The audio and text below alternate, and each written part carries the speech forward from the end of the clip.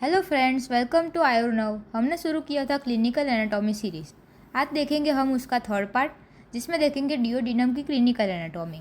Small intestine के mainly 3 parts होते हैं, डियोडिनम, जेजुनम एंड इलियम। उसमें डियोडिनम के भी मेनली 4 पार्ट्स है। First superior part, second descending part, third horizontal part and fourth ascending part. First है डियोडिनल कैप।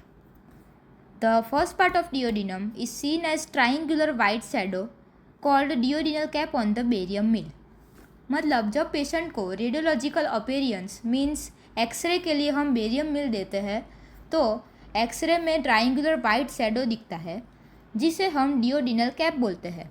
ये बेरियम मिल एक्सरे हम पाइलोरिक अल्सर या फिर कोई भी एब्डोर्मालिटिस देखने के लिए करते हैं। Pyloric sphincter separates duodenal cap from the pyloric antrum of the stomach। Means pyloric sphincter duodenal cap को पाइलोरिक एंट्रम से अलग करता है। ये duodenal cap first part of duodenum का रेडियोलॉजिकल लैंडमार्क है। नेक्स्ट है पेप्टिक अल्सर ऑफ डियोडिनम। ये डियोडिनम के फर्स्ट पार्ट में उसका कॉमन साइट है, क्योंकि स्टमक से acid content directly first part of duodenum में आता है। Peptic ulcer are common in busy young persons. These ulcers present as pain in the right part of epigastrium. The pain is typically relieved by taking meals and reappears on fasting. Erosion by peptic ulcer may cause severe hemorrhage. Means right side of epigastric region में patient को feel होता है pen. मील लेने के बाद patient को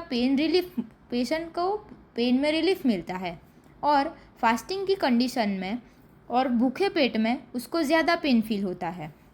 peptic ulcer की वजह से डियोडिनम की वॉल इरोड होने की वजह से सीवियर हेमरेज मीन्स ब्लीडिंग होता है, जिसकी वजह से पेशेंट को स्टूल में ब्लड आता है, मिक्स होके आता है, इसीलिए डार्क ब्राउनिश कलर का स्टूल मिलता है। नेक्स्ट है डियोडिनल डाइवर्टिक्यूलम। उसमें डियोडिनम के वॉल के स्मॉल आउट पाउचिंग होता है। ये सेकेंड पार्ट ऑफ डियोडिनम की मीडियल वॉल में ज़्यादा होता है। ये जहाँ वीक डियोडिनल वॉल होता है वहाँ, और स्पेशली जहाँ से आर्टरीज की एंट्री होती है, उस वॉल पे डियोडिनल डाइवर्टिक्यूलम के चांसेस ज़्यादा होते हैं। This is mostly asymptomatic, means वो उसके कोई सिम्टम्स नहीं दिखते हैं। नेक्स्ट है डियोडिनल इंजरीज, जो mainly third part of duodenum में ज़्यादा होता है।